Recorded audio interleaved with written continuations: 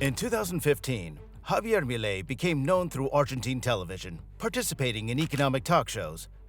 Over time, his remarks gained traction on social media and resonated with young people. Through his speeches, they saw him as a beacon of hope for enhancing Argentina's economic conditions. As the years went by, in November 2023, Milei surprised the world after winning over the ruling party's candidate, Sergio Massa, with more than 14 million votes, thus becoming the new president of Argentina with a series of promises of profound changes in the functioning of the Argentine state. It's evident that much of the national and international press has characterized Javier Milei's electoral victory as a triumph for the ultra-right or extreme right. For many of the international media, such as the Financial Times, Milei is ideologically aligned with political figures such as Donald Trump. Considering the above, is it true that there are ideological similarities between them? Or, on the contrary, are they totally opposite? The main similarity between these two leaders is that they were despised at the time by the traditional political leaders of each country for their apparent radicalism, but both became, at different times, political phenomena among the citizenry. So, in this video, we'll focus on both their ideological differences and their economic policies. Let's see them. A question worth reflection would be whether it's appropriate to label Donald Trump as an extreme right-wing politician. However, during the last 4 years, media outlets such as the Financial Times, India Today, BBC, etc., to name a few, have attributed that label to him. When they now mention Javier Milei's alleged extreme right-wing ideas, what they are really implying is that Milei is the Argentine equivalent of Donald Trump. However, this comparison is erroneous. Milei identifies himself as a libertarian liberal, while Trump is a mercantilist conservative nationalist. Although at certain points in his presidency, Trump implemented policies that could be considered compatible with liberalism, his speech and many of his other measures were clearly illiberal. Therefore, the equating of Milei and Trump is unfounded. Professor Jesus Huerta de Soto, professor of political economy at the Universidad Rey Juan Carlos, clarifies that Javier Milei is not an ultra-right-winger like Trump, but a true libertarian liberal. During one of his classes, he made the following reflection. Don't be fooled into thinking that Milei is an ultra-right-winger, or that he's a fellow traveler of Donald Trump or Bolsonaro, etc. It has nothing to do with it. Today, there's an article in the Wall Street Journal explaining that Donald Trump is a tremendous interventionist. He's in favor of raising tariffs, he's an enemy of free trade, and he wants to protect American industry by establishing walls to the free importation of goods and services. He's just the opposite of what Milei defends. He's not an ultra-right-winger, he's an ultra-liberal. In his speech, he did not dare to say, "I'm an anarcho-capitalist." He said, "I'm a libertarian liberal." The professor tries to explain that Donald Trump seeks to manipulate money by lowering interest rates and generating inflation, while Milei advocates the opposite, returning to a strong currency and eliminating the role of the central bank. There's no connection between the two positions. Milei truly represents liberalism, while Donald Trump and his allies are right-wing populists who endorse a right-wing socialist approach, characterized by state intervention in the economy rather than economic freedom. In short, when comparing the speeches of Javier Milei and Donald Trump, one finds profound fundamental differences in essential aspects.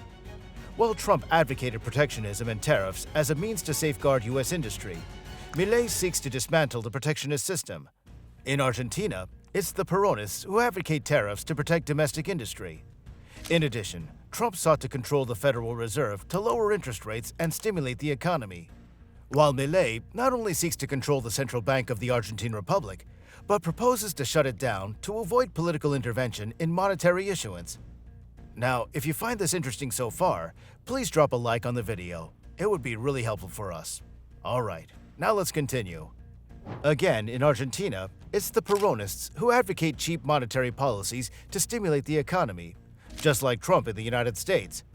Likewise, Donald Trump advocates the use and abuse of expansionary fiscal policy, generating budget deficits to stimulate the U.S. economy.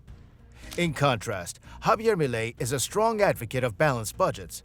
His current goal is to achieve a strict balance in Argentina's accounts by 2024, avoiding the issuance of more debt and seeking, if possible, a surplus.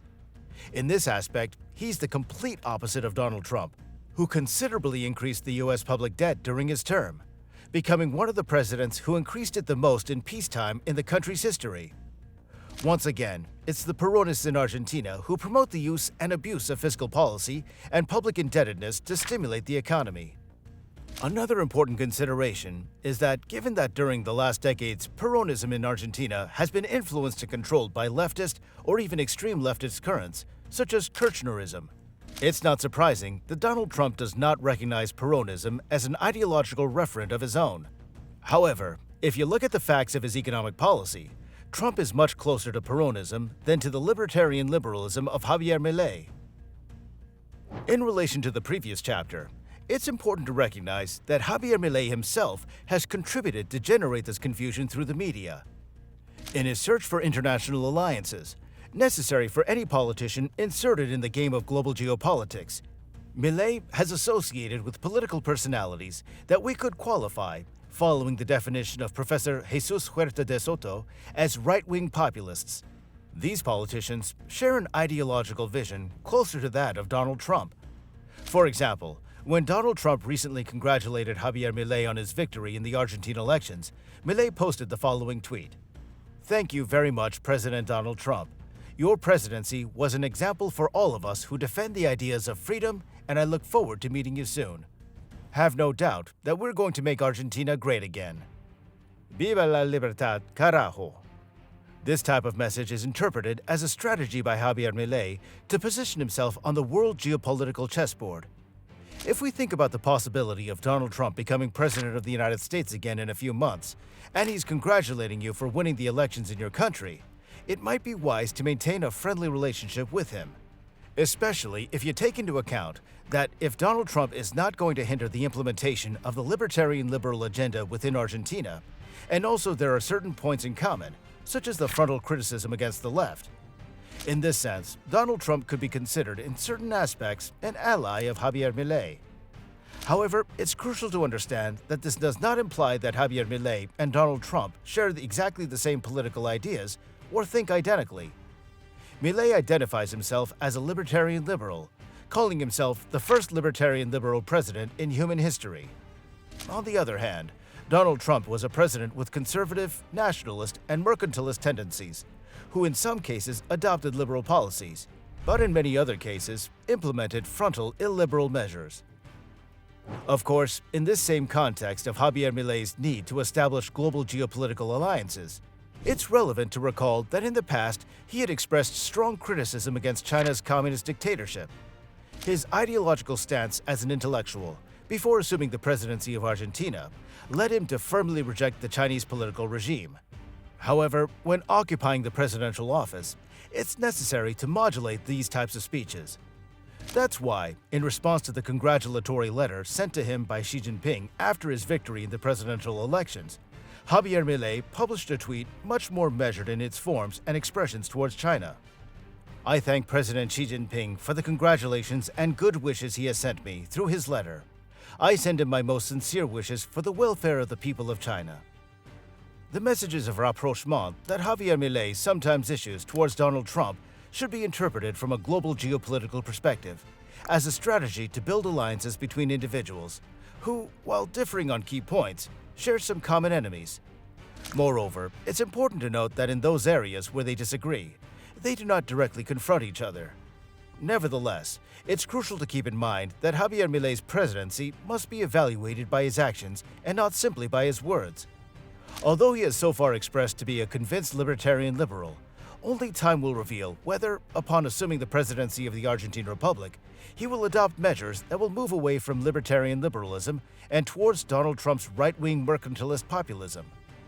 It is to be hoped that this will not be the case, and in fact, a large part of the Argentine people trusts Javier Milei's ideological sincerity. There's a widespread belief that he is deeply committed to the ideas of libertarian liberalism. In any case, judging Javier Milei by his actions and not simply by his words will be essential. Suppose Milei starts raising tariffs, controlling the central bank to reduce interest rates and increase monetary issuance, or abusing the public deficit. In that case, he will clearly have betrayed and distorted the libertarian liberal discourse that brought him to the presidency.